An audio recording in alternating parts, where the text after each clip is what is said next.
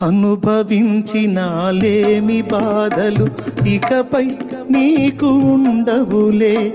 అక్కరలో నా ఉన్న వారికి నీవే మేలు చేసేవులే.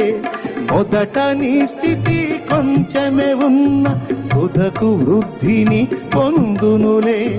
మొదట నీ స్థితి కొంచెమే ఉన్న తుదకు వృద్ధిని పొందునులే. విడుదల సమీపించెను, నీకు వెలుగు ఉదయించును.